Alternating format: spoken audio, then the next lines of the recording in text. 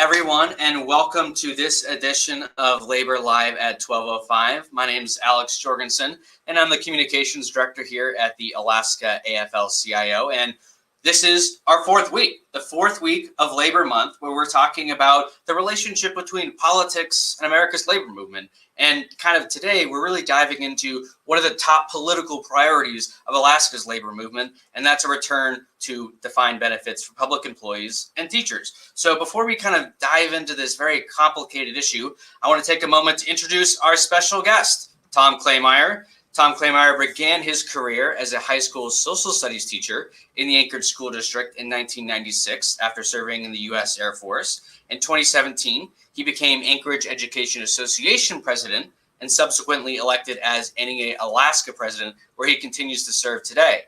As a tireless advocate for members and students, he continues to work towards the provision of high-quality public education for kids that they deserve. Obviously, we know public education is so important, so thank you for doing all of your work in that space. And kind of pass it off to you to tell us a little bit, our viewers, about who you are. Well, thank you so much. It is my pleasure.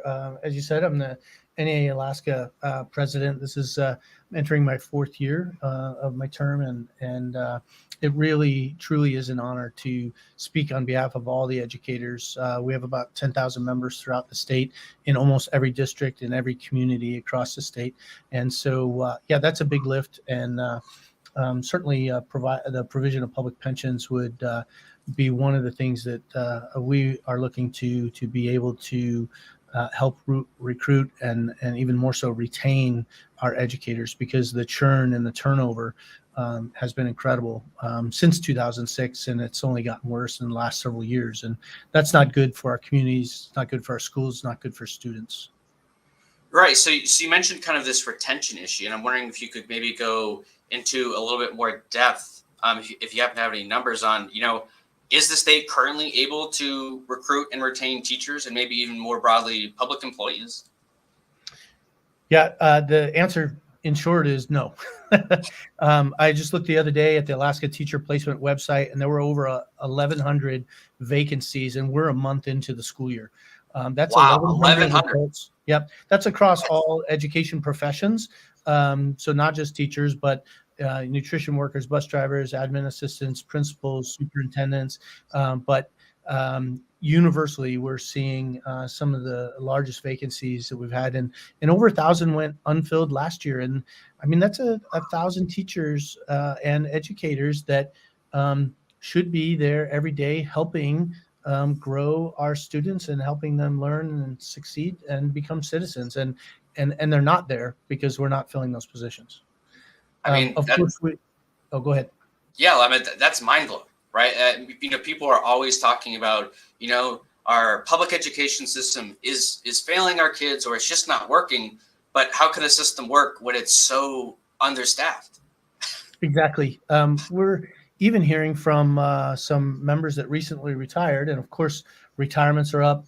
People leaving their jobs are up with all the additional burdens of those vacancies being left on the people who do remain. The job becomes harder, right? And so the attrition becomes even bigger. And we're hearing that some of the people who retired last year aren't receiving their retirement checks on time from the state of Alaska. And so we know that this is affecting other career fields in the state, in municipalities. And I think there was an article recently on the payroll office of the state, but our members are feeling that. And so even once you've worked an entire career and think you're moving into retirement and those paychecks aren't coming, that's really concerning. This is a sign of a much bigger problem.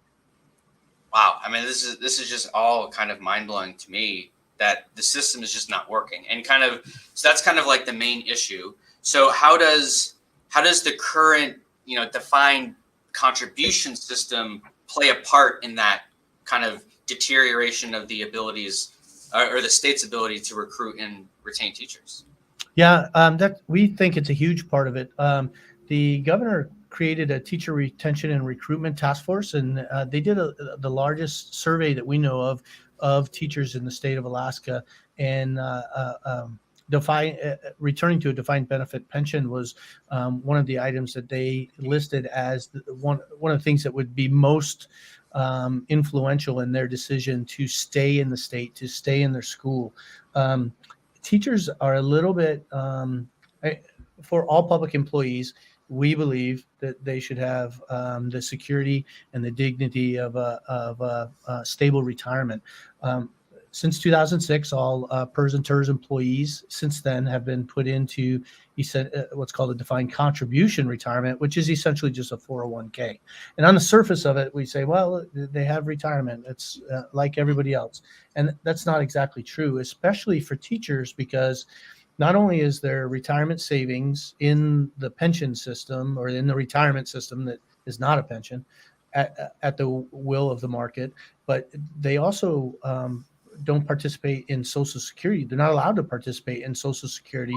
So they have a double whammy that all of their retirement savings is at the whim and the vagaries of Wall Street.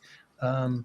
And so, yeah, that there is zero safety net at all other than their own savings that they may have done in addition to that. And that is terrifying. Some other, public employees pay into Social Security. Some have supplemental benefits to offset not having Social Security. And so they're in a slightly better position. But as certificated members, not having either is huge. And in fact, we have the distinction of our teachers being the only ones in the nation that have that double whammy. Wow. And that, I guess that really goes to show you, even a teacher could be as, fiscally responsible as someone could be. They could be putting away as much money as they should be in a 401k system. But, if, the economy decides to collapse right when they want to retire, they're kind of left holding a bag and no one has their back, right? Absolutely not. And so what we're seeing as a result, because every other state has a better retirement system than Alaska for teachers. And so one of the advantages of a 401k style defined contribution system is that the money's portable. And so what we're seeing actually is, I think it was Ben Walker, 2018 Teacher of the Year, who coined the term that we're seeing educational tourists, that they come up, they do their 5 years, get their Alaskan adventure for their families, and then they're fully vested, and they take that money and they go to Washington State or Minnesota or Michigan, back home with family, and they have their 401k that can grow the rest of their careers, and they work somewhere else and get vested in their actual retirement system. And so we're becoming sort of the training ground for the country.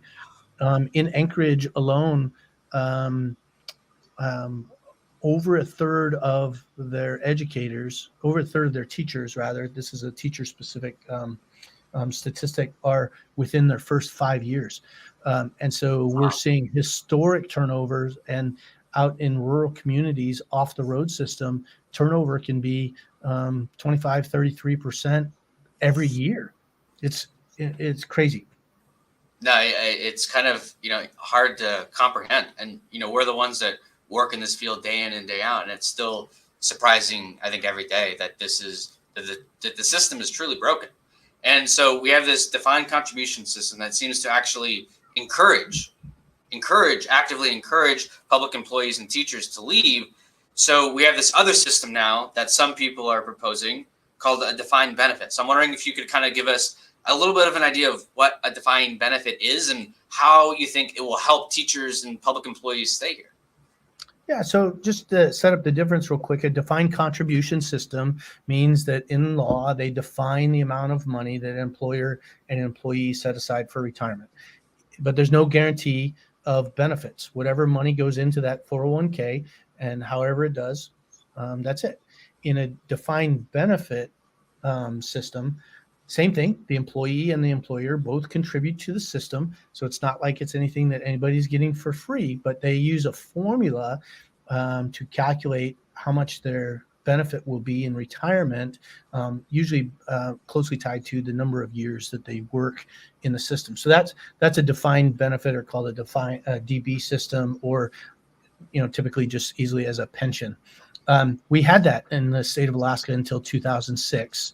And so since then, we've seen the churn increase. And speaking to education specifically, there is research that demonstrates that the higher the turnover rates for the person in front of the class, the lower the outcomes for all the kids on the other side of the class. So if we want better outcomes in our schools, then certainly we need to do whatever we can do to keep our educators here to provide that stability in those students' education.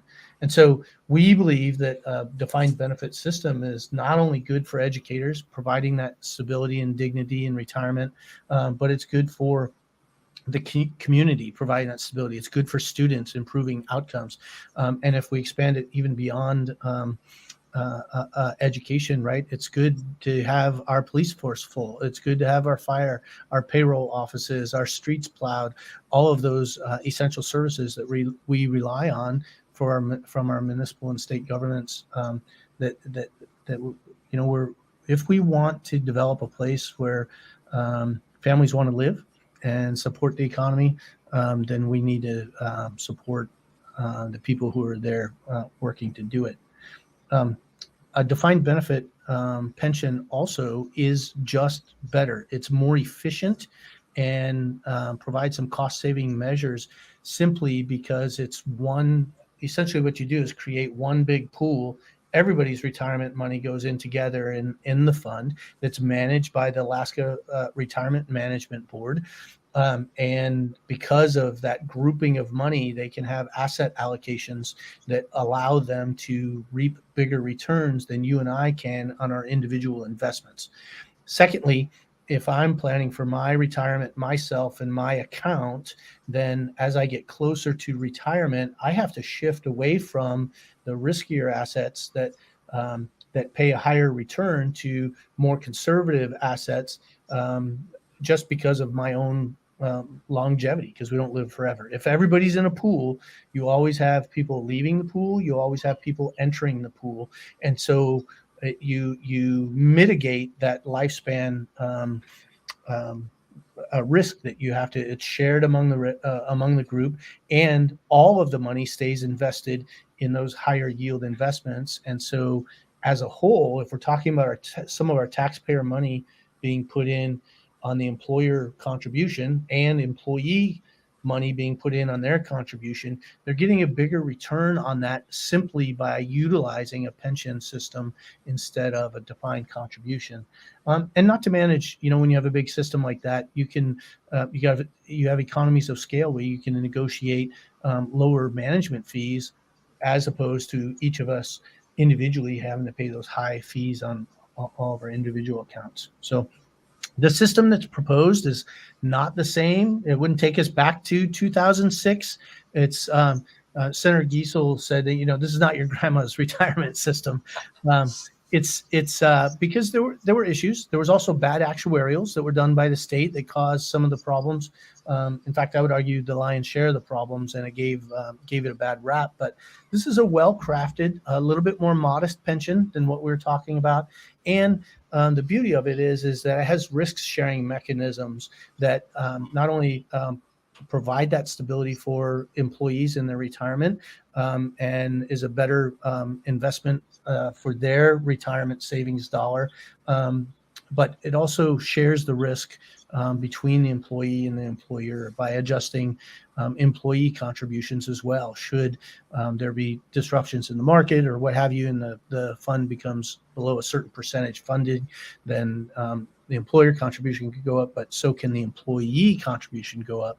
Right. In addition, there are other things in there that the retiree cost of living adjustments that are kind of automatic in the previous version would be contingent upon whether the fund is funded to a particular amount, and those monies could be diverted to the corpus of the fund instead of paying out as cost of living adjustments. So it's a far superior product in those ways. I mean, I'm just like, I'm ready to press the button. What do we have to do to get this thing across the finish line? Well, thanks so much for talking with us today about this really important issue. I know both of our organizations, the AFL-CIO and NEA-Alaska, are working really hard with a lot of other public employee unions to get this issue across the finish line. For anyone at home that's wondering, what is this pension bill? Don't worry, we're going to be talking about it nonstop from here until this bill gets across the finish line. It's SB 88 for any of you people that are wanting to go out and Google it. But, I think the evidence is clear. We've done enough studying. We've done enough postulating, enough theorizing that this is the way to go, that this is the pension for the 21st century. This is what's going to bring public employees back to the table. This is what's going to give retirement security to teachers. And this is what's going to improve the quality of life, I think, for everyone in our state. So, Tom, thanks so much for taking a few minutes out of your day today to help us communicate this important issue.